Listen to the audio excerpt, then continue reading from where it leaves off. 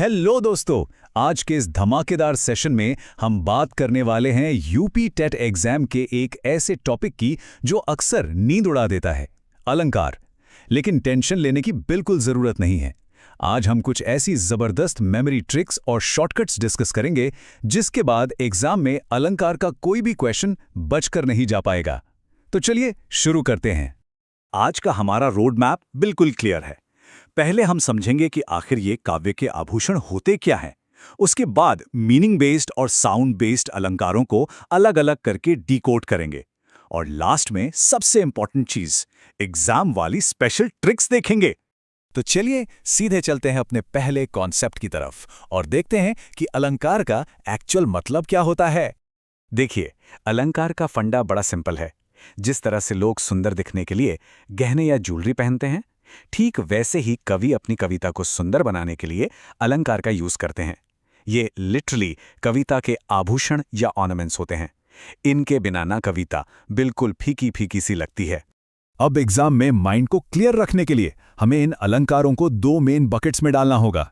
पहला है अर्थालंकार, जहां पूरा फोकस मीनिंग या अर्थ पर होता है, और दूसरा है शब्दालंकार, जहां सारा जादू शब्दों की साउंड और उनकी ध्वनि पर निर्भर करता है। ये क्लियर डिवीजन आगे बहुत काम आने वाला है।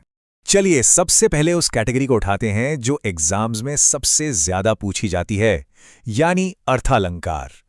इस लिस्ट में सबसे पहला नाम आता है उपमा अलंकार का, और इसे पहचानना सबसे आसान है। बस सेंटेंस में उन शब्दों को ढूंढिए जो तुलना या कंपैरिजन दिखाते हैं, जैसे सा, सी या समा। अगर किसी लाइन में ये शब्द दिख गए तो समझ लीजिए वहां पूरी तरह से उपमा अलंकार है, बिना किसी डाउट के। एग्जाम्पल को ही ले लीजिए, मुख चंद्रमा सा है। यहां ये छोटा सा शब्द सा साफ बता रहा है कि चेहरे की तुलना चंद्रमा से की जा रही है ना? कितना सिंपल। ये उपमा अलंकार का सबसे क्लासिक और कॉमन एग्जाम्पल है।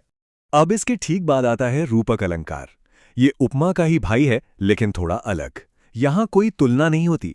यहां दो चीजों को बिल्कुल एक जैसा यानी कंप्लीटली आइडेंटिकल बता दिया जाता है। इसमें किसी सा या सी का यूज नहीं होता, सीधे एक चीज को दूसरी चीज का ही रूप दे दिया जाता है। इन दोनों को कंपेयर करके देखते हैं, पिक्चर बिल्कुल क्लियर हो जाएगी।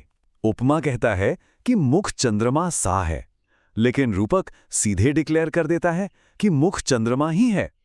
एक में तुलना हो रही है और दूसरे में डायरेक्टली वही चीज मान ली गई है। ये छोटा सा फर्क ही एग्जाम में नेगेटिव मार्किंग से बचाएगा। नेक्स्ट है उत्प्रेक्षा अलंकार, और इसके लिए एक ऐसी जबरदस्त ट्रिक है जो लिटरली एक चीट कोड की तरह काम करती है। जब भी किसी कविता में मनो, जनु, मनो या जनाव जैसे शब्द दिखें तो बिना दूसरी बार सोचे उत्प्रेक्षा मार्क कर दीजिए। ये शब्द कल्पना या संभावना दिखाते हैं, और ये ट्रिक एग्जाम में आपका बहुत सारा टाइम बचाने वाली है। मीनिंग बेस्ड कैटेगरी को कंप्लीट करने के लिए दो और महत्वपूर्ण नाम हैं। पहला अतिशयोक्ति, जहां बातों को इतना बढ़ा चढ़ाकर बोला जाता है कि बस पूछिए मत। और दूसरा है मानवीकरण। ये कविता में सच में जान डाल देता है, क्योंकि इसमें बेजान चीजों या नेचर को इंसानों वाले गुण दे दिए जाते हैं। जैसे फूल हंसे, कलियां मुस्काईं। क्या फूल हंस सकते हैं? नहीं ना। बस यही मानवीकरण है। अर्थ अलंकार को मास्टर करने के बाद अब हम शिफ्ट करते हैं अपनी दूसरी मेन कैटेगरी पर। यह है शब्द अलंकार, जहां पूरा खेल मीनिंग का नहीं बल्कि शब्दों की ध्वनि का होता है। इसमें सबसे पहला और सबसे बेसिक है अनुप्रास अलंकार। ये तो हम बचपन से पढ़ते आ रहे हैं। इसे पहचानना बिल्कुल एक पजल सॉल्व करने जैसा है। जब किसी एक अक्षर या व्यंजन की बार बार आवृत्ति हो, यानी एक ही लेटर लाइन में लयात्मक ढंग से रिपीट हो, तो वहां अनुप्रास होता है। उसके बाद आता है यमक अलंकार, जो थोड़ा सा ट्रिकी हो सकता है। इसमें ध्वनि की जगह पूरा का पूरा शब्द रिपीट होता है। लेकिन कैच क्या है? कैच ये है कि हर बार उस रिपीट हुए शब्द का अर्थ बिल्कुल अलग होता है। मतलब शब्द वही, लेकिन उसका रूप और मतलब हर बार नया, एकदम किसी बेरूपिये की तरह।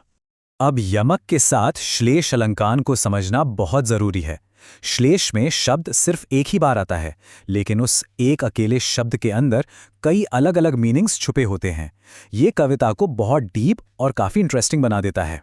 देखिए, स्टूडेंट्स सबसे ज्यादा इन्हीं दोनों में कंफ्यूज होते हैं, इसलिए इन्हें आमने सामने रखकर क्लियर कर लेते हैं। यमक में शब्द रिपीट होगा और मीनिंग बदलेगा, जबकि श्लेष में शब्द रिपीट नहीं होगा, लेकिन उस एक शब्द के मीनिंग्स अनेक होंगे। परीक्षा के दिन इस डिफरेंस को बिल्कुल क्रिस्टल क्लियर रखना है। थ्योरी तो समझ ली, लेकिन एग्जाम क्लियर करना एक अलग बॉल गेम है। वहां नॉलेज के साथ साथ स्पीड भी चाहिए। तो चलिए अब देखते हैं इन सभी कॉन्सेप्ट्स को ट्रिक्स के जरिए तुरंत कैसे अप्लाई करना है। जब सामने पेपर हो और घड़ी की सुई तेजी से भाग रही हो, तो सबसे बड़ा चैलेंज यही होता है कि दबाव भरी स्थिति में इन अलंकारों को सेकंड्स में कैसे आइडेंटिफाई करें, क्योंकि एग्जाम में एक एक सेकंड कीमती होता है, राइट? इसका best solution in 3 simple steps में है। स्टेप 1, सबसे पहले शब्दों या अक्षरों का दोहराव चेक कीजिए ताकि अनुप्रास, यमक या श्लेष पकड़े जा सकें। स्टेप 2, अगर वो ना मिले तो सा, सी, मनु जैसे ट्रिक कीवर्ड्स ढूंढिए। और स्टेप 3, अगर ये दोनों काम ना करें तब लाइन का एक्चुअल मीनिंग निकालिए और देखिए कि क्या उसमें कोई एग्जैजरेशन या पर्सोनिफिकेशन है। ये अप्रोच कभी फेल नहीं होगी। इस ट्रिक बेस्ड अप्रोच का सबसे बड़ा फायदा पता है क्या है? ये लंबे और मुश्किल व्याकरण विश्लेषण को एक फास्ट और एक्यूरेट कीवर्ड हंट में बदल देता है। पूरा वाक्य पढ़कर समय नष्ट करने के बजाय बस स्पेसिफिक कीवर्ड्स ढूंढिए और सीधे अपने मार्क्स पक्के कीजिए। ये एक रियल गेम चेंजर है दोस्तों। तो दोस्तों, इस सेशन को खत्म करने से पहले जरा इस प्रोवोकेटिव थॉट पर गौर कीजिए। जब किसी ने कविता के इन आभूषणों को पहचानने का सीक्रेट कोड क्रैक कर लिया है, तो क्या रोजमर्रा का साहित्य पढ़ने का अनुभव पूरी तरह नहीं बदल जाएगा? अब कविताएं सिर्फ शब्दों का झुंड नहीं लगेंगी, बल्कि चमकते हुए आभूषणों से सजी एक खूबसूरत कला दिखेंगी। और यही तो इस पूरी मेहनत का असली मजा है। जम के तैयारी कीजिए।